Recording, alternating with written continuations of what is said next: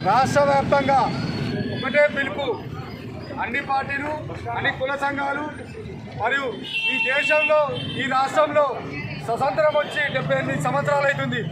ఈ 78 సంవత్సరాల నుంచి ఈ అగ్రకుల పాలకుల చేత మనం అణచివేయబడుతూనే ఉన్నాం. మేమేమడుతున్నామయ్యా, మేము ఎంతమంది ఉన్నామో మాకంత వాటా కల్పించండి.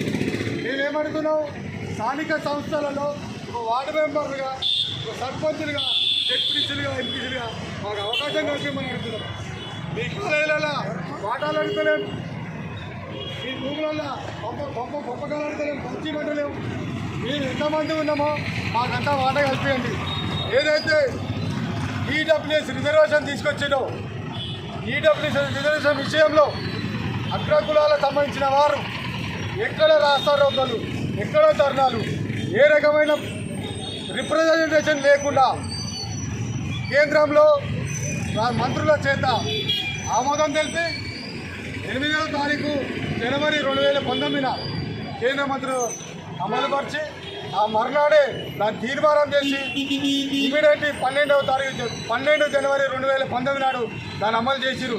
అమలు చేసిన వెంటనే దాన్ని ఆచరణలోకి తీసుకొచ్చారు. ఆ తీసుకొచ్చిన దాంట్లో ఎవరికి కూడా గ్రామ పంచాయతీలో కానీ, మండలంలో కానీ, లేకుంటే అసెంబ్లీలో కానీ ఎక్కడ తీర్మానం లేకుండా ఈడబ్ల్యూఎస్ రిజర్వేషన్ 10% ఎట్లయితే తీసుకొచ్చారో, మేము 60 నుంచి 65% బీసీలో ఉన్నాం. మా రిజర్వేషన్లు మాకు ఇవ్వండి.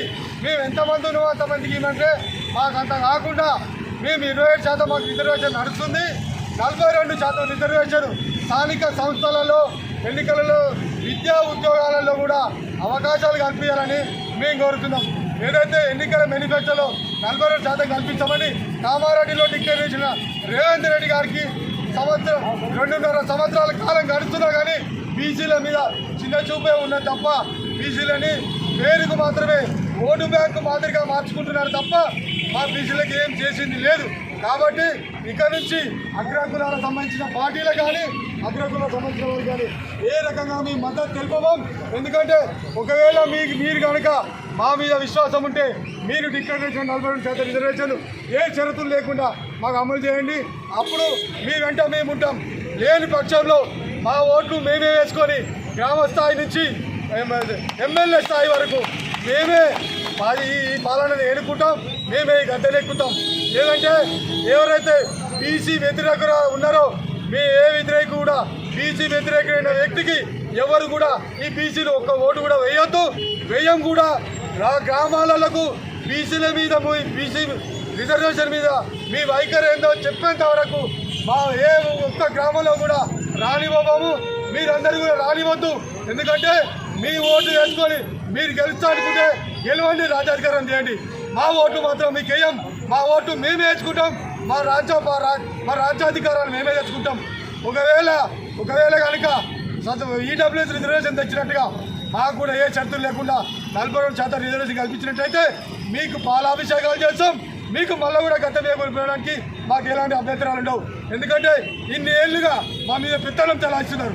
మేము జనాభాలో మేము ఎక్కువ మంది ఉన్నాం, వాటాలో మేము ఎక్కువ మంది ఉన్నాం. వాటా ఎక్కున్నప్పుడు మాకు సీట్లు మాకు కావాలి, అధికారం మాకు కావాలి. మేము ఎక్కువ మంది ఉంటాం, అధికారం మీ చేతిలో ఉంటుందా? ఇది ఎక్కడ అన్యాయం? అందుకనే ప్రజలారా, బీసీ బంధువులారా, బీసీ సోదరుమణులు అందరూ కూడా రానున్న స్థానిక సంస్థలలో ఖచ్చితంగా మన ఓటు బీసీలకే వేసుకొని బీసీని గెలిపించుకుందాం. ఏదైతే ఎస్సీ ఎస్టీ రిజర్వేషన్లు ఉంటాయో అక్కడ ఖచ్చితంగా బీసీలందరూ కలిసి ఎస్సీ ఎస్టీలకు ఓట్లు వేసి అక్కడ సర్పంచులుగా, జడ్పీటీసీలుగా, ఎంపీటీసీలుగా వాళ్ళకి గెలిపించాలి. ఏదైతే జనరల్ స్థానాలు ఉంటాయో జనరల్ స్థానాలలో కూడా ఖచ్చితంగా అక్కడ బీసీని నిలబెట్టి బీసీని గెలిపించాలి. ఒకవేళ అక్కడ కమిటీ ప్రకారం ఆ గ్రామంలో మన వాళ్ళు ఏ కమిటీ వాళ్ళు ఎక్కువ ఉంటారో వాళ్ళని నిలబెట్టి వాళ్ళని గెలిపించాలి తప్ప అగ్రకుల నాయకులు ఎవరు నిలబడతారే 0 డిపాజిట్ రాకుండా చేయాలని ఈ సందర్భంగా ప్రజాముఖం తెలియజేస్తున్నాం. జై బీసీ, బీసీల ఐక్యత, బీసీల 40% రిజర్వేషన్ ని బీసీ కులాలకు మాత్రం 27% రిజర్వేషన్ ఉంది. ఎన్నికల మేనిఫెస్టో ఇచ్చిన 42% రిజర్వేషన్లు. మా హక్కులకు మా జనాభా ఎంత ఉందో మా జనాభా ప్రకారం మా వాటా మాకు ఇవ్వాలంటే మీకెందుకు కడుపు నొప్పి? మా ఓట్లతో మీరు రాజకీయం వెళ్తూ మీ సీట్లు మా మీద పెత్తనం చేస్తూ మా మా మా హక్కులు మేము ఎంతమంది ఉన్నామో అంత వాటా కావాలని కోరుతున్నాం తప్ప మీ మీ మీ కాలేజీలలో కానీ మీ రాజకీయ రిజర్వేషన్లో కానీ లేకపోతే మీ షాపులలో కానీ లేకపోతే మీకు మీ యొక్క మీ నెలకు వచ్చి మేము డబ్బులు కానీ అనుకుంటారు మా మీద పెత్తనం చేస్తూ మా దగ్గర డబ్బులు సంపాదించుకుంటూ మా కాలేజీలో పిల్లల ఫీజులు మేము కడుతున్నాం, మీ మున్సిపల్ ట్యాక్సీలు మేము కడుతున్నాం, రాజకీయం మా మీద మీ పెత్తనం మీరు చేస్తున్నారు. కాబట్టి కలెక్టర్ అగ్రకుల నాయకులారా ఇకనైనా సరే 42% రిజర్వేషన్లు ఏ ఆటంకులు లేకుండా ఏ ఇబ్బంది లేకుండా మాకు 42% రిజర్వేషన్ కల్పిస్తేనే మంచిది. లేకుంటే కలెక్టర్ స్థానిక సంస్థలు ఏదైతే సర్పంచులు వార్డు మెంబర్గా మేము ఎవరుతున్నాం, మేము ఎమ్మెల్యేలుగా ఎంపీలుగా ఆడుతున్నాం. మేము ఈ చిన్న స్థాయి వార్డు మెంబరు సర్పంచులుగా ఏరే కమిటీ మెంబర్గా ఆడుతున్నాం. ఇవి ఇవ్వడానికి మీకు మనసు వస్తలేదు. ఎందుకంటే రానున్న రాజ్యంలో బీసీలు కనుక రాజ్యాధికారం వస్తాయి వీళ్ళకి రేపు పొద్దున పుట్టగతులు ఉండవన్న బాధతో ఈ బీసీలు అడగదప్పుతున్నారు. ఇంకెన్నేళ్ళు అడగదప్పుతారు.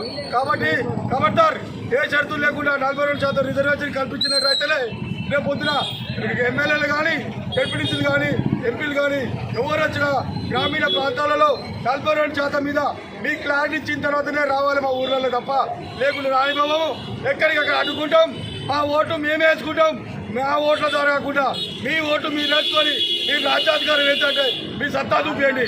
మా ఓటుతో సంబంధం లేకుండా మీ ఓటు మీరు వేసుకొని మీరు రాజ్యం వినండి. మా ఓటు మీరు వేసుకొని రాజ్యం వేస్తాం. కబడ్దారుగా కులపుల నాయకుల ఈరోజు కేంద్రపుట్ట నుంచి స్వచ్ఛందంగా అందరికీ కూడా దండం పెట్టుకుని శాంతియుతంగా ఈ యొక్క బంధు కార్యక్రమాన్ని శాంతియుతంగా జరపాలని మీ అందరికీ దండం పెట్టి వేడుకుంటున్నాను. శాంతియుతంగా జరుపుతాం. జై